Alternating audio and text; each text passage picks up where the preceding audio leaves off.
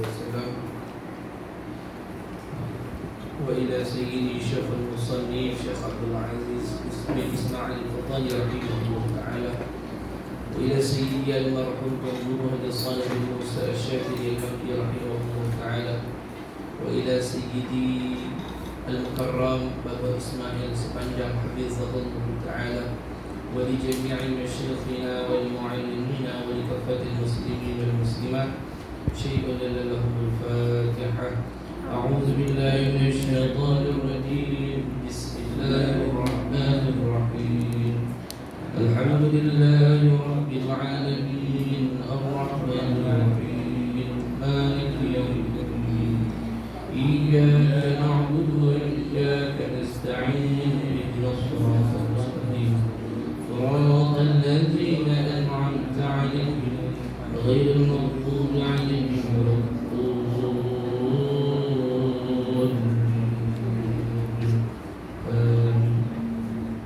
السلام عليكم ورحمة الله وبركاته. بسم الله الرحمن الرحيم. الحمد لله رب العالمين والصلاة والسلام على أشرف الأنبياء والمرسلين سيدنا محمد وعلى آله وأصحابه أجمعين.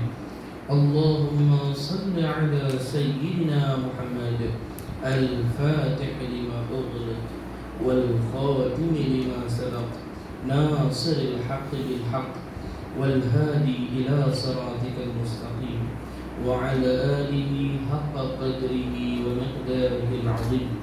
رب اشرح لي صدري ويسر لي أمري واحلل عقدة من لساني يفقه قولي وسدد لساني واهدي قلبي بحق سيدنا محمد صلى الله عليه وسلم ولا حول ولا قوة إلا بالله العلي العظيم.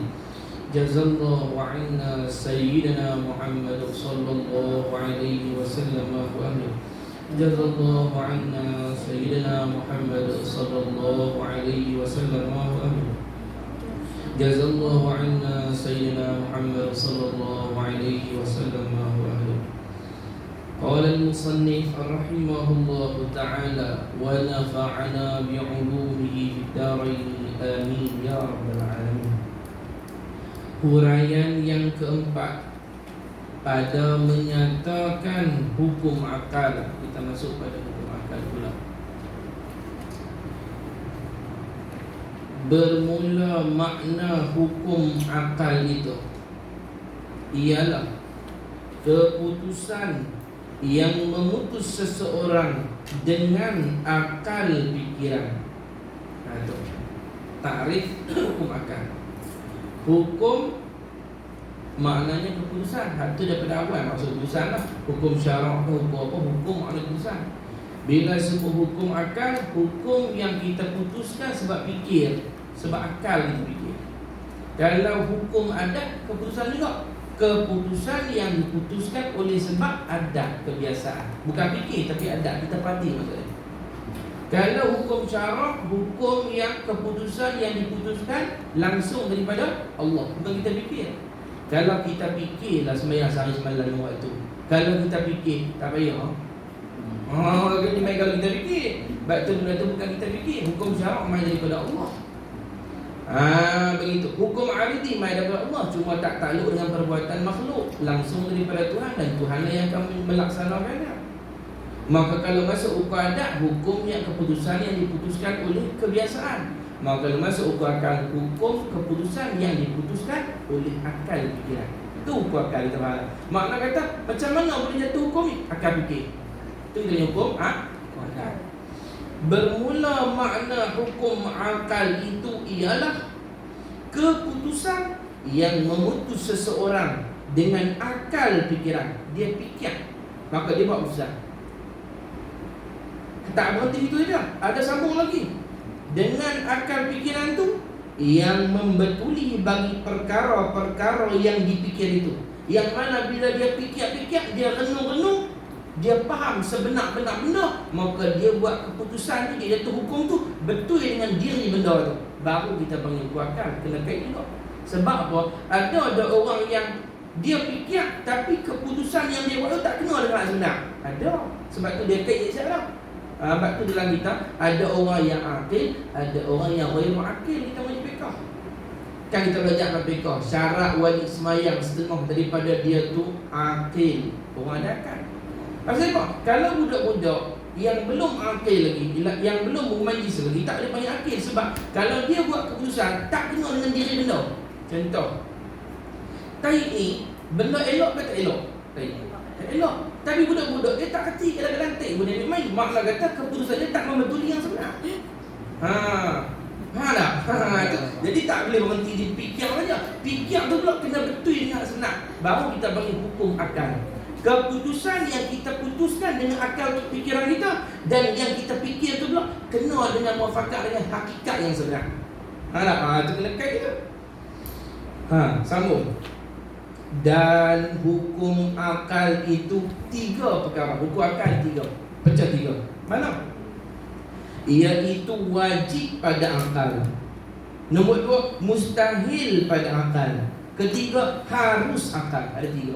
Sama macam buku adat juga ada 3, buku akal ada 3. Wajib akal, mustahil akal, harus akal. Kalau itu hukum adat, wajib adat, mustahil adat, harus adat. Sekarang hukum akal pun 3 juga. Wajib akal, mustahil akal, harus akal. Baik, apa takrif dia wajib akal, mustahil akal, harus akal tu? Ni nak urai. Salah tak? Urai. Dan pengenalan atau takrif wajib pada akal itu. Takrif dia apa? Iaitu barang yang dipikirkan dengan akal tentu sungguh ia. Bila kita fikir dengan akal, benda tu ya, sungguh, betul, hati kita panggil wajib akal. Wajib pada akal bila kita fikir, kita renung, hak tu dah, kena dah, betul dah, hati kita panggil wajib akal. Sungguh benda tu. Pasal apa? Kerana barang itu sungguh dirinya. Kerana benda yang kita fikir tu memang macam tu pun, hak kita fikir kena dengan sebenar benda. Misal lagu ni 2 tambah 2, hak ni tak masuk dalam hukum adat, hak ni hukum akal kita nak fikir. 2 tambah 2, hukum ni kita nak hukum berapa? 4. Wajib pada akal kita 2 tambah 2, 4. Dan sebenar-benar 2 tambah 2, 4 lah. Tu wajib akal. Bila kita fikir sungguh, tak boleh hak lain lah, hak tu kita panggil wajib akal. Dia dah 2 tambah 2 akal. Wajib 2 tambah 2 tu sama dengan 4. Wajib 2 tambah 2, 4. Wajib apa? Wajib syarak tak kena. Wajib adat tak kena. Wajib akal. Sebab kita fikir. Makna macam mana? Kalau tiba-tiba orang mahabak kita 2 tambah 2 sama dengan 5, tak boleh terima di akal kita. Kita panggil mustahil. Mustahil apa? Mustahil akal lawan dia. Macam kalau kita reti wajib akal, kita reti mustahil akal. Sebab dia lawan balik je. Nama Allah. Lagi kita bagi misal. Dahulu mak daripada anak atau dahulu pak daripada anak. Kalau kita fikir dengan akal kita, betul tak kena dulu mak daripada anak? Betul. Hak ni bukan hukum adat. Hak ni orang fikir betul. Kena ada mak dulu baru terbit anak. Hak tu bukan adat, hak tu hukum akal. Sekira-kira kalau orang habak kita abu ada dulu daripada mak dia, akal tak boleh terima. Kita panggil mustahil akal. Sebab kita fikir tak boleh. Bukan adat, adat kebiasaan. Kata dia fikir kita perhati. Yang ni memang akal. Nak. Ada bulu demak dia. Orang dia duk nak nikah lama, mak dia tak bagi. Tak boleh lagi. Dia duk geram, duk munajat tahajud bagai kerja, kumpul duit bagai apa semua, istiqamah, duha semua dia baru buat. Duha bukan 4 jam. Duha pagi tu. Anak abang kata nak minta dia kahwin juga. Bila dia boleh kahwin tu, dia seronok. Benda tak nak rasa. Dia kahwin dia seronok. Dia seronok dia berkelak kalam. Dia kata apa? Kalau lah aku tahu seronok nikah, dia kata, aku nikah dulu pada mak pak aku. Kalau hang nikah dulu pada mak pak, hang tak gelak daripada. Tu. Tu kita panggil mana? Musayabah tu. Saya akal tu. Bukan adat, memang akal tak ada terima kata. Gitu. Ustaz, kalau kita kata yang macam mana Ustaz kata tu, dia jadi hukum jadi jenah Ustaz. Macam mana? Itu syarak lah maksudnya. Kalau dia melawak tak apa. Dia niat sekadar melawak. Kalau dia fikir dia kuat tu dia nak dia rosak, dia melawak tak apa. Dia ada benda yang bila kita melawak wasa akidah, tapi ada benda bukannya yang macam ni tak kenaan dengan Tuhan. Cuba dia nak cerita, abang kata kalau kita bukan awal lagi dah, alamat tu aja tak kena guna dengan Tuhan apa pun. Allahumma salli ala Muhammad. Begitulah, hak tu wajib akal dia. Benda yang bila kita fikir dengan akal, tentu sungguh. Ya dah, kena dah macam tu. Tak boleh macam lain. Hati kita panggil wajib. Wajib apa? Wajib pada akal. Kemudian dia kata lagi. Seperti dia bagi contoh. Di sini kita bagi contoh lain dia kata. Seperti ada Allah Ta'ala. Ada Ta'ala tu wajib pada akal. Pasal apa wajib pada akal? Bukan wajib pada adat.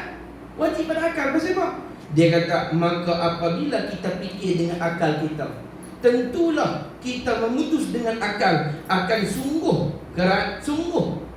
ada Allah tu. Kerana ada Allah Ta'ala sungguh. Pasal apa? Sebab hakikat Allah tu ada sungguh tak? Ada. Kita memutuskan dengan akal kita bila kita fikir alam ni kena ada yang menciptakan. Nama dia Tuhan, Tuhan tu nama dia Allah. Dan sebelah-belah memang tak ada Allah. Kita fikir dengan akal kita dan kita putuskan kena dengan sebenar benda. Kita panggil wajib akal. Maka adanya Tuhan tu, hukum dia wajib pada akal. Maknanya kalau orang kata alam ni tak ada pencipta, dia keluar daripada wajib akal. Dia berlawan wajib akal, dia cakap benda yang mustahil daripada akal. Alam tak ada pencipta. Maknanya kata dia betul ke tak betul? Dia tak betul. Dia gila dalam masalah. Gila. Sebab tu orang kalau sampai dia pegang Tuhan tak ada, walaupun dia intelek, dia gila sangat dalam ilmu sulbi. Sebab bercanggah dengan akal. Dia tadi ya. Orang tu cerdik tengah mana pun, hukum akal ni kan ubah.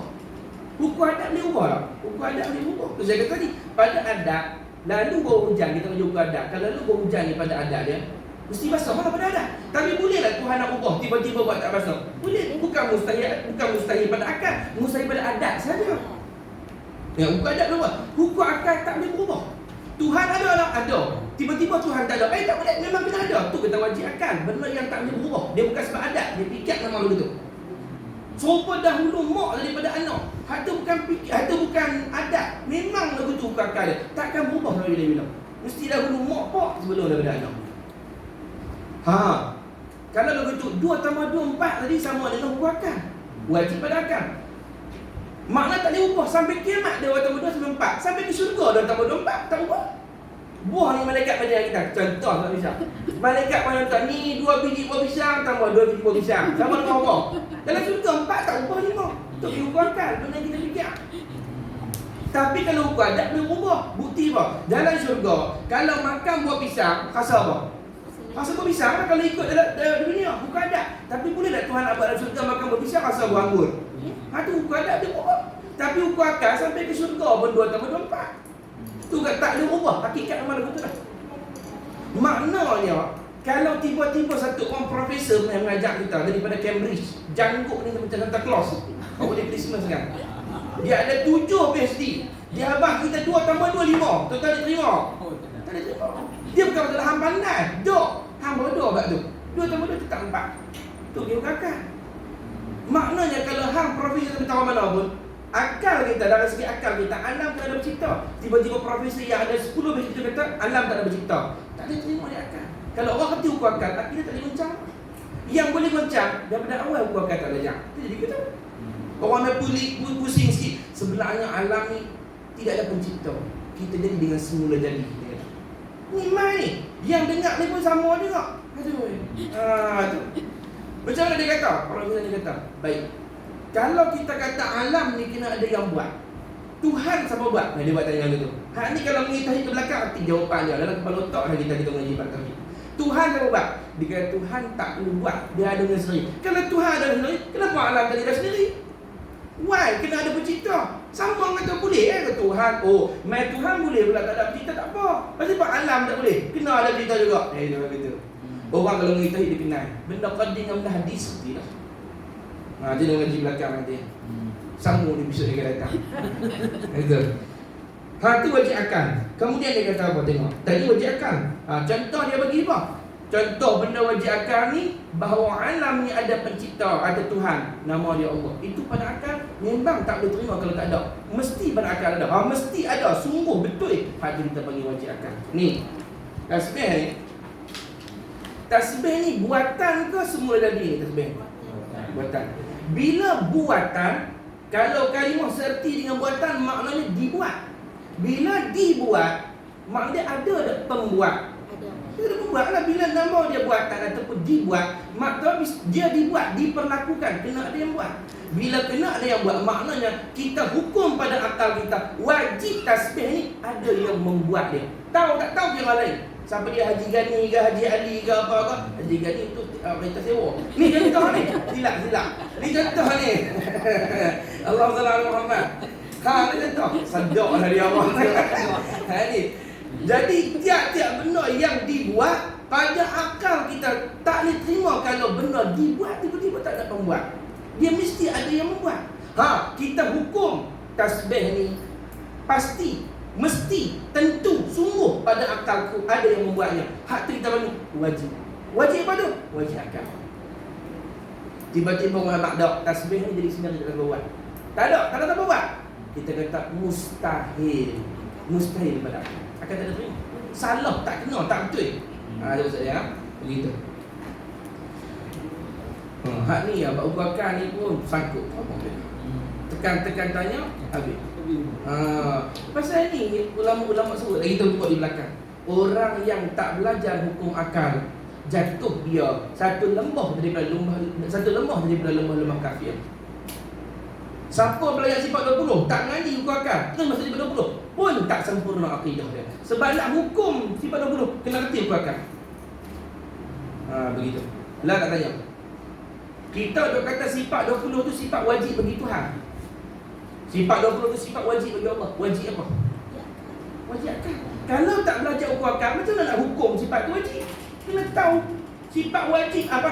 Kena tahu dulu hukum akal, baru kita boleh hukum sifat 20 tu. Kita kata sifat wajib bagi Tuhan. Orang yang wajib apa? Wajib akal. Sagi pihak wajib syarak tak kena. Wajib adat kafir. Wajib akal. Jadi kalau tak belajar hukum akal, terus sifat 20 tak sah sifat 20.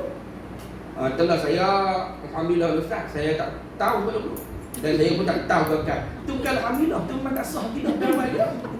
Allah SWT Muhammad. Begitu tak? Baik, itu wajib akal. Tengok pula dari takrif. Mustahil akal. Dan itu misal dia kata, contoh kata wajib akal ni, ada pencipta bagi alam ni. Itu wajib pada akal. Sungguh bila kita fikir-fikir, tentu tiap-tiap yang dicipta mesti ada pencipta. Alam ni dicipta, kena ada pencipta. Pencipta dia Tuhan. Aku hukum pada akalku, aku yakin bahawa alam ni ada pencipta dia. Itu hukum apa? Hukum wajib. Wajib apa? Wajib akal. Begitu.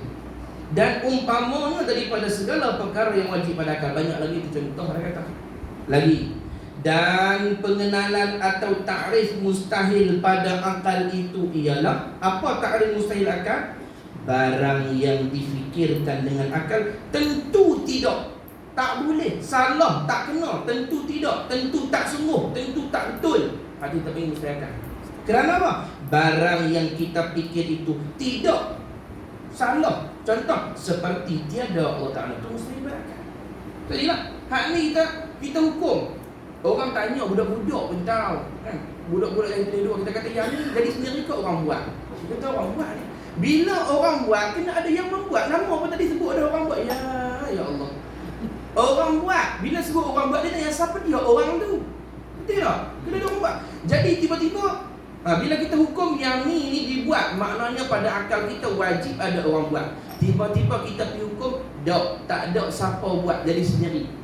Berlawan dengan akal kita. Salah tak kena di akal kita. Salah tak kena di akal, itulah kita panggil mustahil akal. 2 tambah 2 pada akal kita sungguhnya macam mana? 4. Orang mahabak 6. Kita tak boleh terima 2 tambah 2 6. Mustahil tu. 2 tambah 2 6. Mustahil apa? Mustahil akal. Disebut adab pula. Ada pula adab. Ada 2 tambah 2 kadang-kadang 4, kadang-kadang 5 tu ada. Itu memang tak boleh lah. Begitu. Lagi Allah SWT Muhammad. Itu contoh dia bagi misal lah. Tadi dahulu mak daripada ayah, wajib pada akal kita. Tiba-tiba orang kata abu dulu daripada pak mak dia, hak dia kita panggil mustahil pada akal. Macam apa? Akal kita fikir tentu tidak, tentu salah, tentu tak kena, tentu tak betul. Nahi. Begitu. Lagi, maka apabila kita fikir dengan akal kita, tentulah kita menghukum atau kita memutus dengan tidak. Bila kita fikir dengan akal, tentu kita akan putuskan salah, tak kena, tak betul. Kerana tidak ada Tuhan itu tidak, yakni tidak ada Tuhan itu tak betul, salah. Itu ilmu saya kan. Dan umpamanya daripada segala yang mustahil pada akal. Itu contoh, ada banyak lagi kata. Contoh-contoh mustahil pada akal. Kita masuk dalam rumah kita, tiba-tiba ni, tadi kita keluar daripada rumah, katuk habis dah lampu elektrik apa semua ni, habis dah padam lampu. Sorry, padam lampu lah. Padam lampu kipas, padam habis dah. Kipas tak ada padam. Kan? Padam ni semua dah.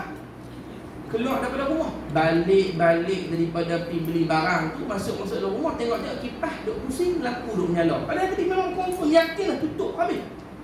Bila menyala lampu, kita kata apa? Tadi saya tutup. Bila saya tutup, maknanya kalau dia buka, mesti ada yang buka.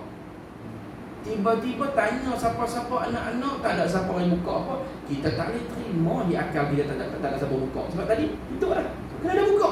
Sebab tiap-tiap yang tutup, kena buka, kena ada yang buka. Tiba-tiba tak ada siapa buka. Lagi kita kata apa? Kalau lagu tu mak rasa kita kena panggil ustaz, ada hantu di rumah.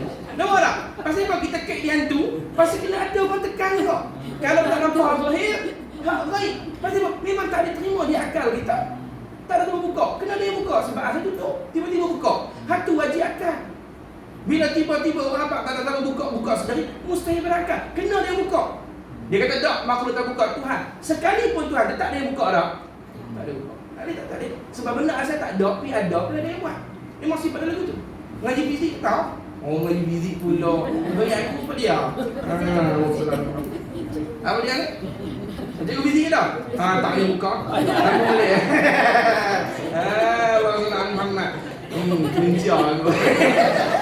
Tak jadi Pak Luman. Kan. Aduh, kan Allah Muhammad. Allah Muhammad. Apa dia? Newton saya keluar kan ini. Every object which is at rest will remain at rest until an external force act on it. Lepas tu, an object which is in a state of motion remain in state of motion until ataupun unless an external force acting on it. Tidak. Benda yang asal diam, tetap diam kecuali ada tenaga tolak. Benda yang dah biasa dengan kelajuan yang sama, kekal dengan kelajuan dia kecuali kita tambah satu tenaga bagi dia laju lagi. Jadi benda tolak asal tak ada, kekal tak ada kecuali ada satu tenaga yang mengubah dia kepada ada. Tu fizik itu pasal ketahui. Asal lampu tu ditutup, kena ada satu tenaga yang tekan dia bagi nyala. Tak nampak dia zahir, ghaib. Hantu raya pasal orang kita. Tak ada juga Allah Ta'ala. Kan ni. Tapi kena ada yang buat. Nanti kita boleh berpakat. Nampak tak? Begitu. Lepas Allah selalu Muhammad.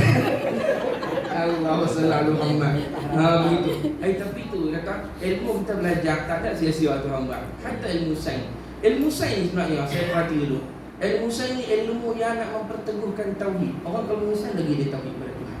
Sebab ilmu sains ni kita mengaji tentang kerja buat Tuhan. Macam mana bijaksana Tuhan buat benda. Kalau kita reti yang tu tauhid kita akan kejar. Ada Tuhan dia buat tu Einstein kata apa? Einstein dah. Isaac Newton. Saya nak cari itu. Oi, apa pun sedar nak ulang ni. Allah Sallallahu Muhammad bukan Einstein. Biar pergi dia apa pun. Dia tak ingat Isaac Newton ataupun Einstein dia kata if you look at the creation. From the smallest to the biggest one, daripada kecil sampai besar, you realize that God never play with the creation. Dia tak pernah bermain-main dalam penciptaan. With his creation, and he is serious. Dia kata Tuhan serius. Dia buat apa ada beza dia nak apa. Dia nak apa kata aku tak main-main, aku buat ni ada sebab. Dia buat apa benda tu? Ada dia punya tujuan, dan benda tu dia tak buat main-main, sungguh-sungguh, perfect, sempurna dah cara dia buat. Ada bahasa dia gitu. Ustaz, tapi yang orang tradisi tu semua kafir apa jadi macam dia asalnya orang Islam kuasai, tapi dah orang Islam tauhid pun tak lagi, tapi lah kata Kalau dia tahu mengaji, dia akan pergi ke sains lah dulu. Kalau parti dulu ahli ilmu kebanyakannya pada zaman Abbasiyah dulu orang Islam, Al-Khawarizmi, Al-Biruni, Ibnu Battuta, kan semua orang Islam. Yang mereka sebelum tu kecil-kecil 7 tahun dah hafal Quran, dah hafal hadis. Kemudian mereka minat mengkaji alam. Yang minat ke pokok pergi ke botani, jadi bidang botani. Yang ke matematik Al-Khawarizmi pergi ke Al-Khawarizmi. Dia yang berkelak Al-Jabir, Syekh Jabir yang berkelak teori Al-Jibra atau matematik tu. Ada orang Islam. Orang Melayu, orang Islam lah ni bukan takat sains, agama boleh tak minat. Dia jual main TikTok ya. Lepas tu pun nak lawan dengan Dajjal. Agama pun tak tahu, bang semayang apa tak agama, tak nak lawan dengan Dajjal dia. Orang tu bungkus bitok biluk gitu ya. Tu sedihnya orang Islam, saya perhati situ lah. Orang Islam itu suka buang masa. Dia suka buang masa. Padahal wahyu turun pertama kepada Rasulullah, Iqra, bacalah hai Muhammad. Malah kata kajilah hai Muhammad. Telitilah hai Muhammad. Renunglah hai Muhammad. Tapi orang Islam yang paling mundur dalam ilmu sekarang sebab orang Islam ni pemalas. Dia malah fikir, dia malah mengaji. Orang mengaji bukan lama-lama. Tu kenapa? Lebih sejam lebih sikit dia tengok ustaz tinggi mata. Kalau drama tak apa. Drama kalau habis, habis tu dia iklan banyak sangat. Iklan habis setengah ramai. Dia marah. Dia tengok drama kan. Tapi kalau ceramah ustaz lebih sikit yang ustaz ni minta ra'i kita langsung. Kita penat-penat ni buat sejam lebih. Alah sejam 5 minit. Sejam 5 minit. Allah SWT. Dah bukan sini. Sini saya mengajar 2 jam. Dia pun tak kata apa. Dia pun buat muka. Allah SWT Muhammad. Itu mustahil pada akal. Iaitu benda yang bila kita fikir dengan akal kita tak boleh terima. Tentu tidak. Salah. Tak kena. Itu kita boleh mustahilkan. Dan pengenalan atau ta'rif harus pada akal itu ialah, apa dia harus pada akal? Barang yang dipikirkan dengan akal, terima sungguhnya dan tidaknya. Bila kita fikir-fikir dengan akal, kita hukum benda tu ya pun boleh, tidak pun boleh, sungguh pun boleh, tak sungguh pun boleh, betul pun boleh, salah boleh. Hati kita punya harus akal. Macam mana? Kerana barang itu terima sungguhnya dan tidaknya pada diri perkara itu. Contoh macam mana? Seperti makhluk ni. Makhluk ni maksudlah harus akal. Pasal apa kita makhluk ni maksudlah harus akal? Lalu nak tanya, kita ni mesti ada ke? Dan mustahil ada ke? Tidak ada mustahil lah. Kita ni harus ada. Bila harus ada pun tak apa, tak ada pun tak apa, itulah kita panggil harus. Harus apa? Harus akal. Jadi makhluk ni masuk dalam harus akal. Orang tak sebut benda harus. Ada benda harus? Harus pada akal kita. Maknanya kalau Tuhan tak buat pun tak ada masalah. Kalau Tuhan nak buat pun tak ada masalah. Hak Tuhan. Itu kita panggil harus pada akal. Ya pun ya, tidak pun tidak boleh terima. Bukti dia tadi. Abu ni ada ke tak ada? Kita kata dua-dua. Bila mana abu ni ada dengan tak ada dulu? Dulu dia ada, lagi tak ada. Itu kita harus. Boleh terima ada, boleh terima tiada. Boleh terima sungguh, boleh terima tak sungguh. Itu makhluk. Boleh ada, boleh tak ada. Kita panggil apa tu? Harus. Harus apa? Harus pada akal. Kalau wajib pada akal, kena ada sedia. Kalau mustahil pada akal, tak boleh langsung. Ni ada pun boleh, tak ada pun boleh. Harus kata. Allahumma salli ala Muhammad. Orang macam kita Allahumma salli ala Sayyidina Muhammad. Naga ni wujud tak wujud? Naga. Kalau orang mengaji bab tauhid, tak ada masalah. Pasal apa? Naga ni masuk dalam Tuhan ke makhluk? Makhluk. Bila makhluk, kalau orang main cerita kita naga tu ada. Contohlah naga tu makhluk yang ada zaman dulu. Saya tak mau bicara bab teori dia, kita bukan nak bincang tu. Nak cerita hukum akal tu. Orang main cerita kita naga tu ada. Kita boleh terima dan kita boleh tolak sebab benda tu bukan wajib pada akal dan bukan mesti pada akal. Tak boleh sampai orang abang kata naga tu ada, aku tak terima dia akal. Orang tak terima dia akal, dia rosak akidah. Benda tu bukan mustahil, harus. Jadi nak tahu tak tahu, tu bab kaji, tu dikaji. Betul orang Islam kalau mengaji bab ni kaji. Sebab dia tahu kesahihan dia. Tapi dia tahu yang last sekali secara umumnya benda tu harus. Kalau tak ada pun tak apa, ada pun tak apa. Kadang-kadang mereka tak terima langsung. Yang macam teori hantu ada tak ada? Jenis semangat Melayu ni dia kata hantu ada. Hak dia nak pergi ke liberal ni tak boleh hantu. Hantu tak ada sebab tak ada satu putih yang hitam putih. Dia ingat nak kena ada gambar. Tu kita kat gambar kat taman mana-mana Cina ambil gambar tu. Ambil gambar ada putih zaman tu kan ada foto bank weh. Tak ada orang nak tunjuk putih. Tapi benda tu harus pada akal. Boleh ada, boleh tak ada. Siapa yang minat mengkaji, pergilah mengkaji. Siapa yang malas, duduk diam-diam di rumah dengan komen. Sebab kita tak kaji. Nampak tak? Duduk kaji ni lupa dengan view jadi bola. Tak payah kaji tu. Dia tak masuk dalam benda meneguhkan kemelayuan pun tak, keagamaan pun tak. Dia kalu nak kaji tu. Mok-mok pun. Allah SWT Muhammad. Ayah. Mari kita mengimpak ni. Benda-benda ni. Kenapa? Allah Akbar. Tu saya kata, kalau kita menghibat tauhid ni seronok. Kita boleh pinjam dalam bab tauhid.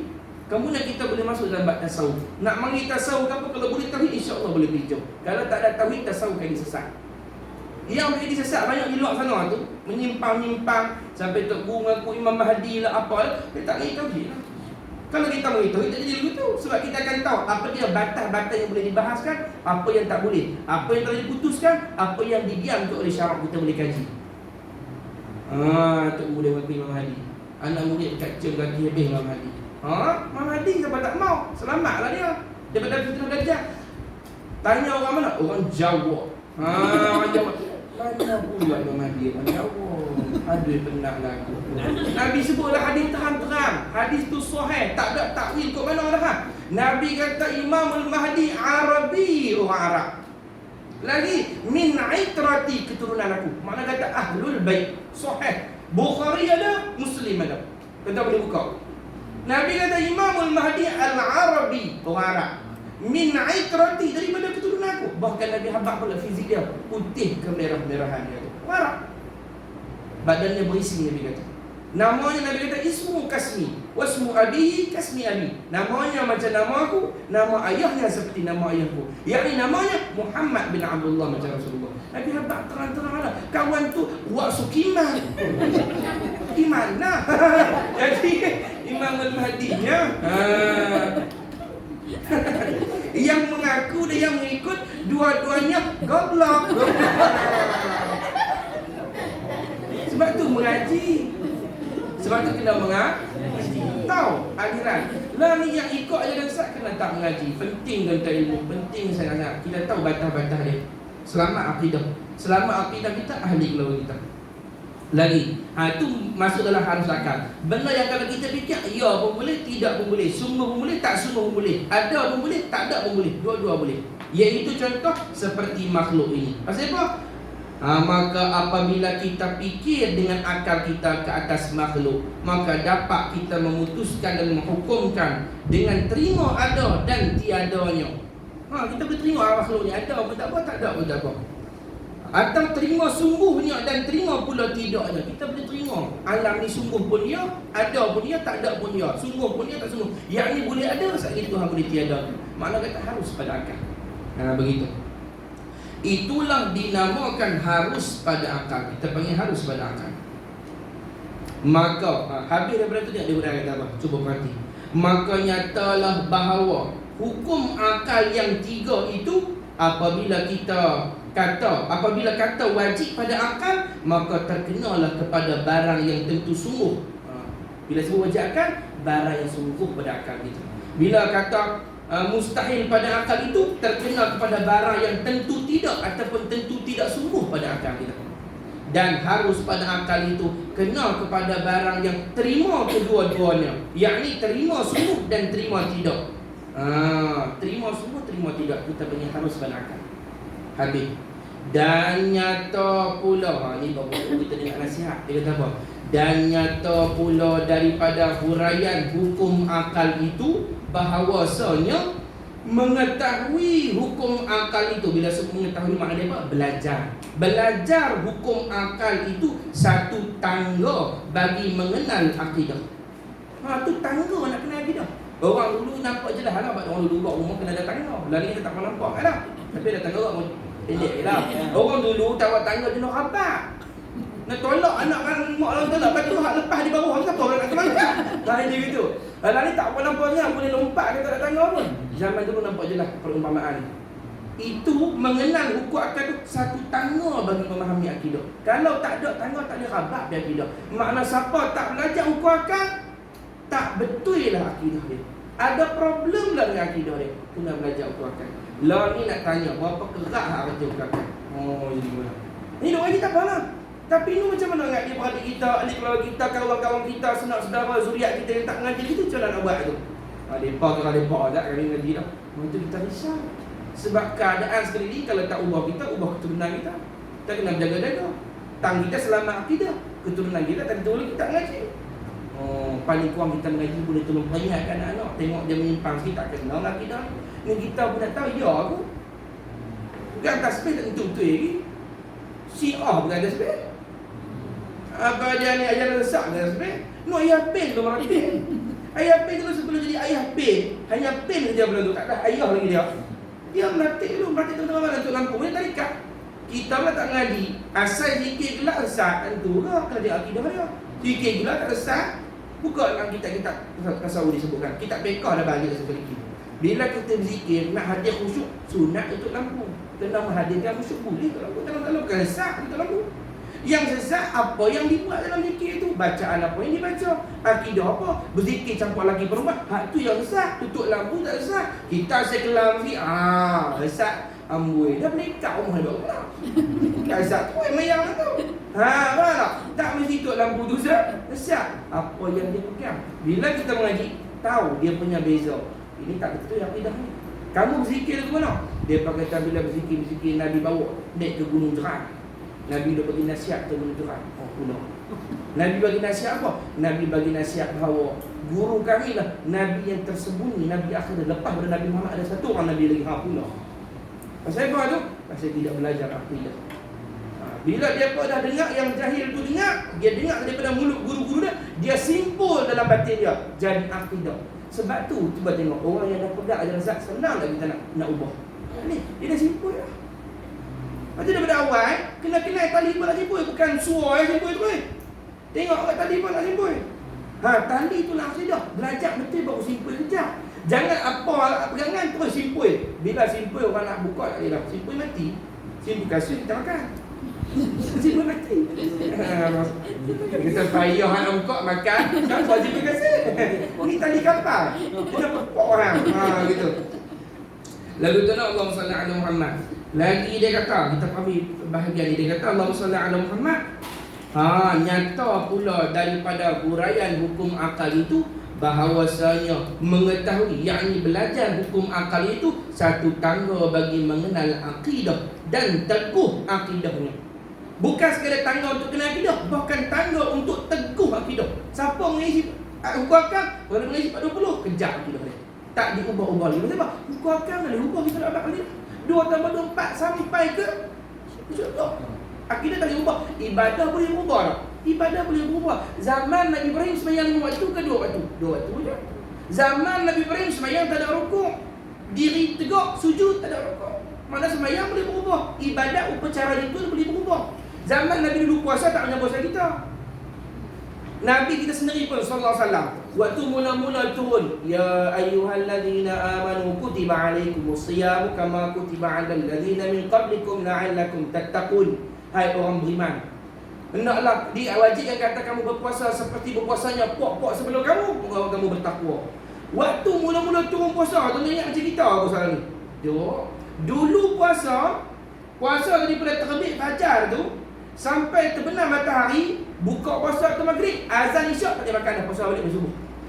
Dikau itu dah. Tak tu mula-mula yang mula daripada fajar tadi. Lepas tu sambung lepas isyak kira puasa balik. Nak makan ke apa pada isyak? Mampu. Nak maghrib lagi. Kalau atas mejanya ayam 4 jenis. Ayam, ikan 3 jenis, sotong, ulut, apa dia selut, semua tak mahu. Ayam tak curi meja tu, meja lain. Tarik pula Abang Angah dan Angah, ambil pula meja kat Rantai Mukmad untuk ayam. Ayam Katira, Bandung, Surabaya, macam-macam. Betul meja tu. Memang tak ada balik lah. Kira habis ayam tu tak boleh bangun tahu dah, azan isyak. Dulu asal begitu. Puasa tu tahu umat Nabi Muhammad tu nasakh mansuh puasa kita. Sampailah Tuhan berturun dengan Quran pula. Ganti kata, selepas daripada buka puasa tu sampai masuk maghrib itu boleh puasa sampailah hatta yatabayyana al-khaytul abyad al-khaytul aswad al-khaytul abyad. Hingga nyata bendera benang putih daripada benang hitam. Ai tambah minal fajri, daripada subuh. Terbit fajar baru tak dimakan. Mana sampai subuh kita boleh makan sampai azan subuh baru dimakan. Baru ubah hukum. Tu hukum boleh berubah. Tapi bab akidah daripada Nabi Adam sampai ke hari kiamat, akidah berubah. Tak adakah Tuhan nama Nabi Adam dua, Nabi kita satu. Tuhan dua ada anak, lagi tak ada anak. Tu benda hakikat, tak boleh berubah dah. Memang sampai bila dah Tuhan lagu tu. Sampai ke syurga nanti Tuhan lagu tu. Sebab benda tu benda fact, hakikat, bukan benda adat. Benda memang pada hakikat lagu tu. Tu kita pergi hukum akal. Sebab tu kalau tak belajar hukum akal, tak faham lah benda hakikat tu. Tak kenal lah berakidah tu. Dah kerti tak ni? Bukan marah ni, dia berderah tu nak marah terpenting kan. Dia marah pula dah tadi dia marah. Allahumma salli ala Muhammad. Lagi. Dan nyata pula daripada huraian hukum akal itu bahawasanya mengetahui hukum akal itu satu tangga bagi mengenal akidah. Satu bab, tangga bagi mengenal akidah. Dan tangga bagi teguh akidahnya. Kejap pula akidah kalau kita tahu hukum akal. Pasal apa? Kerana akidah itu pengakuan di dalam hati seseorang, maka tidak dapat pengakuan itu melainkan dengan mengerti hukum-hukum akal yang tiga itu. Sebab akidah ni benar hati. Akidah sesuatu yang kita simpul dalam benak batin kita, tak ada di kulit kita. Takkan akidah ada di kulit, takkan akidah ada di mata. Akidah benar simpul kita yakin dalam benak batin. Nak simpul benar reti hukum akal. Bila kita dah reti hukum akal, kita dah tahu sebenar-benar lagu tu hakikat dia, kita pun simpul. Memang lagu ni tak boleh ubah. Baru simpul. Jadilah simpul dalam batin. Nak simpul dalam batin tu, pertama kena reti hukum akal. Kan nak simpul juga. Kan tadi hukum akal dia wajib akal. Benda yang sungguh, tak boleh tak sungguh. Musayakal. Benda yang tak sungguh, tak mungkin sungguh. Kan tu kejap, tak boleh ubah dah. Baru simpul lagi. Lepas kita kata di sini, baru botol di sini. Kalau tak kena hukum akal, simpul apa? Tak simpul tak simpul apa? Mereka terlepas lagu tu dah. Terlepas tu. Sebab itulah orang bila tak mengaji bab ni, siapa-siapa mai pun dia orang Islam jadi macam lalang. Tolak dia belah ni dia ikut ni. Tolak dia belah ni tengok. Orang bila tak ada akidah, Wahabi mai dia jadi Wahabi. Sagi Syiah mai dia jadi Syiah. Dia tak tahu apa. Bila dia ada satu simpulan, siapa mai kat dia, benda tak ada ubah dah, dia simpul kejap dah. Syiah mai kat kampung dia. Satu hari Syiah mai kat kampung Tanjung. Na'udzubillah jadi ustaz yang doa kebekan. Contoh, Syiah mai. Dia ajak kata begini-begini, Sayyidina Abu Bakar ni begini-begini kafir, Sayyidina Umar ni kafir, dia ajak kebekan. Kita nak ajak akidah, kita tidak benda-benda dalam bahasa kita. Dia kata kamu balik, ajaran kamu kami tak terima di sini. Ini bukan ajaran daripada Sunnah. Mana bawa dia kejap. Wahabi mai pula. Tuan-tuan tu ikut ulama-ulama tu, depa ambil hukum daripada mana?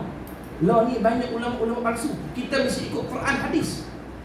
Nampak betul dah? Nampak betul dah. Tapi terus ke Quran hadis tanpa mengikuti para ulama mustahid mutlak yang telah diakui keilmuan dia. Terus ke ulama dan Quran kepada Quran hadis tanpa ulama. Ini pun satu kesesatan yang nyata. Tengoklah dalam mana sejarah tu. Orang kalau pergi Quran terus tu asal. Ayah pin pergi Quran terus. Dia tafsir Quran terus. Tu Rasul Melayu tu pergi Quran terus tu. Dia kata dia Rasul. Pasal apa Rasul? Baca surah Yasin. Tengok ujah dia. Orang bila nampak dia di mahkamah. Yasin kata apa? Innaka la'ala Yasin kita baca lagu. Wal Qur'anil Hakim innaka laminal mursalin. Sesungguhnya engkau laminal mursalin. Sungguh daripada utusan. Abang nak kata sungguh engkau. Siapa yang engkau? Saya. Macam mana boleh fikir hang pula? Dak turun Yasin ni kata dia. Dak. Sebelum hang ada Yasin dah dak. Macam mana turun hang? Kita wala. Pasal apa tu? Dia pergi Quran tu. Dia tak ikut ajaran ulama. Kau tu khitab ulama kata apa? Balik kepada Rasulullah. Bukan kepada Nabi Musa, bukan kepada Nabi Isa, kepada Rasulullah. Itu mutlak. Sepakat ada ulama kata kau dhamir khatib tu mukhatabah tu balik kepada Nabi Muhammad. Tak ikut ajaran ulama. Yang mana ulama-ulama kita ambil daripada ulama sebelum dia sampai kepada tabi'in, sampai kepada sahabat daripada Rasulullah sallallahu alaihi wasallam. Itu bahaya dengan ikut Quran ni tanpa ulama. Ajaran tu teman. Kita ingat betul kita ikut Quran hadis kita orang ada. Walaupun ikut Quran hadis, kalau tak ada hurai ulama sesat gitu. Sesat gitu. Bahasa kita sendiri pun kita bicara Pak Sunni. Pak Sunni cakap tinggi dah, orang biasa Sunni tengok cakap. Dia cakap tinggi dah, kita kena tak nak faham cakap. Kena ada orang lain pun yang ahli juga main terjemah makna perkataan ni, ataupun kita dia sendiri tolong terjemah sampai Pak tak boleh hidup ni. Pak Su apa makna Pak kata boleh tak faham dia tadi. Pak Su kata apa? Mancing guna cacing tak kepala apa dia boleh tak faham. Pak Su buhur apa? Kalau kita nak buat terjemah pala kita sendiri, kita baru buat Pak Sunni kat rumah. Saya nak kena terjemah perkataan Pak Sunni tu. Jadi kot lain. Tu perkataan makhluk tu. Macam mana Quran kalamullah? Tentulah lebih tinggi bahasa dia. Kena ada yang ahli betul terjemah. Bahasa Arab ni tinggi tak, bahasa kata dia bukan sembarangan. Tu saya cerita dari itu. Dan baca kitab pun kalau tak ada keputusan. Dan disunatkan bagi ibu bapa yang mendapat anak bahawa ia menyembelih seekor kambing sebagai akikah dan mencukur kepalanya kambing.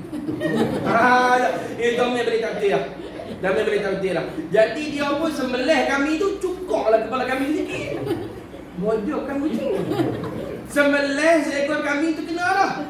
Dan mencukur kepalanya budak tu. Nya tu kena balik ke budak-budak tu. Tu kitab pun boleh sesat. Apatah lagi lah Quran dah hadis ada ulama. Dia cukup pula kami ni dapat keluar lah. Alhamdulillah saya nak kekal nak lihat. Baru ni kami buat majlis selawat. Oh sedap lah dekat mana. Zaman nak buat apa? Kami cukup jambui kambing tu. La ilaha illallah. Jadi mana lah cukup. Wah lah. Kambing saya rasa tadi nak ikut sebelah itu heran. Aku tengok pok-pok aku dulu moyang tu tu pas boleh. Waktu ni kalau tapi dia pun cukup pala nak dia. Aduh. Allah sallallahu alaihi Muhammad gitu. Nah, kerana Allah sallallahu alaihi Muhammad mengetahui bukan dia Allah sallallahu alaihi Muhammad, maka tidak dapat pengakuan itu melainkan dengan mengerti hukum-hukum akal yang tiga itu. Iaitu wajib akal, mustahil akal, harus akal. Kena tahu benda tu. Dan orang yang tidak mengerti hukum-hukum akal tersebut. Jadi bagaimana orang tak erti tu, tak mengaji tu, terkadangnya tidak ada akidah sedikit pun. Kadang-kadang tak ada akidah apa. Mana tak mengerti hukum akal, yang simpul apa. Bila hang tak ada simpul apa, mana tak ada akidah. Sebab akidah bahasa Arab maksud dia simpulan. Akidah tu bahasa Arab, Melayu panggil simpulan. Kalau hang tak mengerti hukum akal, hang tak ada simpulan, mana ada akidah. Tak ada akidah, tak ada kalau tak ada iman, kita tak panggil orang apa. Tu berat lah sebut tu. Tapi lagu tu ngaji lah. Ngaji lah. Lagi Allah SWT Muhammad, yakni tidak ada pegangan di dalam hatinya, maka orang yang tidak ada akidah atau pegangan itu dinamakan dia orang yang jahil. Dia punya orang jahil. Tak boleh tak habis. Dan jahil dengan Allah Ta'ala itu tidak sah imannya. Kalau jahil bab sembahyang, dosa. Tak kafir. Jahil sembahyang, saya ustaz, saya minta maaf. Saya dengan muda-muda dulu, saya memang tak minta kat agama masuk. Mak ayah saya pun tak didik agama, saya pun tak mengajar agama, saya pergi sama belajar di sampai ke United Kingdom pun tak minta saya agama masuk. Lalu saya sembahyang. Saya pun tak apa lah. Jelas bacaan-bacaan dia tak erti. Jahil. Dosa. Tapi tak sampai kafir. Sampai kafir. Tanya pula bab akidah. Mengaji tak bab Tuhan faham? Saya memang tak percaya Tuhan semua ni buat. Ataupun saya percaya Allah Ta'ala tapi saya tak tahu lah Tuhan tu lagu mana sifat-sifat dia. Kalau bab sembahyang tadi hang hanya berdosa. Tapi kalau bab akidah hang tak belajar, walaupun hang sembahyang 1000 rakaat sehari, hang tak belajar akidah, akidah hang tak sah. Bila akidah hang tak sah, kana minal kafirin, termasuklah daripada orang kafir. Untuk kita kata apa saya kata? Berat ya Allah. Begitu. Semula dia kata, kerana mana dah? Dan jahil dengan Allah Ta'ala itu tidak sah imannya. Dan apabila tidak sah imannya, tidak sah agamanya. Tak sah agamanya. Bila tak sah agama siapa? Kerana sah agama itu terhenti ia di atas sah iman. Agama tak sah kena sah iman tu. Baru dia panggil agama dia sah. Kerana makna iman itu, apa makna iman? Tasdik di hati, membenar dalam hati. Nak benar apa tak mengaji? Nak benar kena mengaji dulu. Baru kita boleh benarkan kena ada ilmu. Misalnya ni hang percaya aku, percaya aku. Aku betul tak? Loh, cerita dulu. Betul tak kena cerita dulu? Baru kita boleh aku atau betul tak? Nak membenarkan kena tahu cerita. Dia mana itu? Tak kawal lamuan. Betul tak aku? Kenapa? Contoh dulu. Kita beritahu. Tadi aku begini. Aku betul ke aku salah? Aku betul kan? Kita dengar. Betul. Selepas mendapat ilmu pengetahuan baru boleh membenarkan. Tiba-tiba tak tahu apa. Hangguk tu nama. Hangguk. Tak sah. Macam orang ini saksi. Kita panggil saksi masuk dalam kandang saksi tu. Kandang saksi lah maksudnya. Kita berkata, awak jadi saksi sekian bulan lama. Tak nak bersama kamu. Saya muhung bila ke mana pun. Tahu ikut. Apa dia ni? Kita berkata, ada kau lagi? Apa yang awak saksikan? Oh, saya tak kasih kau. Itu. Hang ada saksi nak mengakui itu kejadian. Hang kena tengok dulu. Oh, dia saksi. Tiba-tiba saya tak tengok apa. Cuma saya berminat dia saksi. Oh, macam mana? Pasal apa? Hang nak mengakui sesuatu, hang kena tahu dulu. Maknanya bila hang mengakui inilah hati tanpa hang tahu, tidak sah pengakuan. Tidak sah pengakuan itulah kita panggil tidak sah iman. Sebab iman maknanya tasdiq bil qalbi, mengaku dalam hati. Faham tak dalam saya cerita ni? Tak faham kita orang ni bercari ustaz lain. Belum baca. Nama kata melawak yang nama ustaz pining lah gitulah. Baca Allah sallallahu alaihi Muhammad. Dan sekalian barang yang didatangkan dengan dia oleh Rasul daripada segala pekerjaan agama. Tidak sah iman tu apa? Pasal iman dia adalah membenarkanlah hati tentang agama, tentang Tuhan dan segala yang diberitahu oleh Tuhan melalui Rasul-Rasul. Kita kena mengakui juga. Lagi, dan terkadang jadi ia kafir. Jadi kafir kadang-kadang. Tadi tak seiman boleh tanggung ni. Kok jahil dia belajar. Tapi jadi kafir tu kadang-kadang. Pasal apa? Dengan sebab tidak mengetahui hukum-hukum akal yang tersebut. Seperti pasal apa jadi begitu? I'tiqad seorang akan bahawa Tuhan itu putih umpamanya. Apa tengok? Dia tak mengerti hukum akal. Akhirnya dia i'tiqad benda yang tak patut dia i'tiqad. Tuhan itu putih. Nanti kita melihat belakang. Setengah daripada sifat wajib bagi Tuhan, mukhalafatuhu ta'ala hawadis, bersalahan Tuhan dengan segala makhluk. Maknanya wajib Tuhan bersalah dengan makhluk. Mustahil bagi Tuhan mumathalatul hawadis, menyamai Tuhan dengan makhluk mustahil. Maknanya putih sifat apa? Putih sifat makhluk. Kita pakai Tuhan putih. Habis itu ustaz Tuhan hitam. Pening. Tak putih yang warna apa tak? Abang. Dia buat gitu. Abang. Tak sah iman ni. Kan? Duduk yang lagi tak faham. Kena mengaji kan. Sampai tak seserika ni. Penting sebab kalau kita mengaji, kadang-kadang kita duduk di mata ilmuan dulu kita salah cakap ataupun salah pegang. Bila kita tak mengaji bab akidah. Kita hanya bekah tapi bab tauhid tak mengaji. Sama. Dia kata Nabi Isra Mi'raj, dia baca Quran sedar. Subhanallazi asra bi'abdihi, kita pun ustaz tu baca ya Quran sedar tu ya Quran. Ngaji seronok dengan dia baca. Subhanallazi asra bi'abdihi lailan minal masjidil haram ila al-masjidil aqsa alladhi barakna hawlahu linuriyahu min ayatina. Dia sedar. Innahu huwas sami'ul basir. Maha suci Tuhan memperjalankan Muhammad daripada Masjidil Haram kepada Masjidil Aqsa dalam beberapa detik daripada malam untuk kami menunjukkan tanda-tanda kebesaran kami. Sesungguhnya Dia yakni Allah Maha mendengar lagi Maha mengetahui. Sedar. Tuan-tuan, Nabi pun Isra, kemudian Nabi Mi'raj naik dengan malaikat Jibril sampai ke langit. Nabi berjumpa Allah dan melihat Allah. Allah putih-putih warnanya. Sudah. Memang putih-putih tu. Tak ada lah hadis pun tengok gitu. Memang akidah Tuhan warna putih, hitam, besar, kecil, tinggi, rendah, bawah, atas.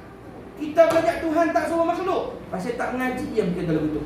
Satu mai pula Tuhan duduk di atas aras. Pasal Tuhan kata Ar-Rahmanu 'ala arsy istawa. Tuhan bersemayam atas aras. Itu ayat Quran mutasyabihat. Hang kena mengerti makna tafsir daripada sahabat-sahabat. Sahabat kata apa maksud ayat Quran tu? Bukan makna zahir Tuhan duduk atas aras sungguh. Itu bahasa kiasan. Sebab aras ni makhluk yang paling besar. Bila Tuhan kata Tuhan di atas aras, makna Tuhan menguasai aras. Bukan duduk di atas aras. Tuhan tidak bertempat. Bukan macam wujud makhluk. Nanti selagi akan datang kita mengaji. Penting tak mengaji? Penting. Duduk pegang lama ya semayang. Ilahi ilah tarik bila. Sebab kita tak sah. Gitu. Kemudian Allahumma salli ala Muhammad. Lagi sikit. Dia kata Allahumma salli ala Muhammad. Ustaz ni sikit 2 kali dah. Tuhan itu putih umpamanya. Pasal apa? Kerana orang yang iktiqad Tuhan putih itu ialah orang yang menyerupai Tuhan akan sesuatu daripada makhluk. Dia dah menyerupakan Tuhan dengan makhluk. Maka iaitu mustahil atas Allah Ta'ala. Mustahil Tuhan serupa dengan makhluk. Yang ini tentu tidak atas Allah Ta'ala. Dan orang yang iktiqad menyerupai Allah Ta'ala dengan segala yang baru, yakni makhluk itu, jadi kafir. Orang yang menyerupakan Tuhan, iktiqad Tuhan serupa makhluk dengan apa-apa jihad, apa-apa bahagian, apa-apa juzuk, apa-apa perspektif, sama tak mana-mana Tuhan dan makhluk, jadi kafir. Kalau begitu, tahulah kita bahawa belajar hukum akal itu wajib syarak. Wajib kita belajar hukum. Kena belajar hukum akal. Tambih, bermula perkataan wajib banyak maknanya. Perkataan wajib tak kalau kita mari daripada itu ada banyak makna. Mana? Tetapi disebutkan di sini 4 jua, iaitu wajib pada syarak, kita macam itu wajib syarak, lagi wajib pada aridi, wajib ukur aridi tu, lagi wajib pada adat ukur adat, dan wajib pada akal. 4 wajib. Kita jumpa orang itu kan, kena ulang balik perhati. Mana wajib adat dia punya, dia kata macam-macam wajib. Aku ngaji dah 5, dia kata wajib bunuh lagi. Itu bab lain tak masuk. Lagi. Lepas tu dia kata demikian juga perkataan mustahil. Ini 3 perkara. Mustahil ada 3. Mana? Mustahil pada aridi sebab hukum syarak mana ada mustahil. Hukum syarak mana mustahil. Ada 3 hukum mustahil. Mana? Mustahil pada aridi, mustahil pada adat, dan mustahil pada akal. Demikian lagi perkataan harus, maka itu 4. Harus pada syarak. Syarak ada harus. Harus pada aridi, harus pada adat, dan harus pada akal. Maka tiap-tiap satu daripada yang tersebut berlain-lainan maknanya. Hendaklah mengambil perhatian pada huraya yang telah lalu. Perhati dia kata, ulang balik. Tak boleh huraikan orang, tak apa tuan. Tak wajib sampai tak tu. Paling kurang reti di kita untuk lepas kita tak apa dah. Tak nak hurai sendiri-sendiri, tak apa. Paling kurang kita reti. Apa hukum akal? Oh, hukum yang kita putuskan dengan kita fikir. Apa tak ada wajib akal? Usahakan pada dalam segi kita nak faham. Bukan huraikan orang untuk kita faham. Yang ni usahakan, yang ni mesti ada. Kita reti lah. Kita boleh beza lah. Itu paling kurang untuk kita. Kalau boleh hurai pada orang, itu satu kelebihan. Tapi pada kita, lepas tahu yang ni. Kalau tak tahu, dosa. Tak sah, hilang. Begitu. Allahumma salli ala sayyidina Muhammad. Situ dulu kita berhenti. Wallahu subhanahu wa ta'ala a'lam. Saya memperingatkan diri saya dan semua jemaah, marilah kita memperbanyakkan salawat dan salam kepada kekasih kita baginda Rasulullah sallallahu alaihi wasallam sebanyak-banyaknya, kerana orang yang paling dekat dengan Rasulullah pada hari kiamat ialah orang yang paling banyak bersalawat kepada baginda. Dan sedarlah kita, tidak ada tempat yang lebih selamat di hari kiamat melainkan siapa-siapa yang dekat dengan Nabi Muhammad. Ada lagi tempat selamat pada tu nanti di hari kiamat? Tak ada. Yang paling selamat Nabi Muhammad. Maknanya yang selamat yang dekat-dekat dengan Nabi Muhammad. Yang jauh-jauh dekat kepada yang tak selamat. Maka kalau nak dekat dengan Nabi Muhammad, Nabi beri jalan tak boleh. Nabi dah sebut dah, yang paling dekat aku yang paling banyak sujud. Walaupun sujud bagus, bukan kita tolak tak bagus. Sujudlah banyak-banyak. Tapi saya tak ada jaminan. Bak lain, itu kelebihan lain. Ada Nabi kata yang paling dekat dengan aku yang paling banyak sedekah. Tak ada. Silakan sedekah.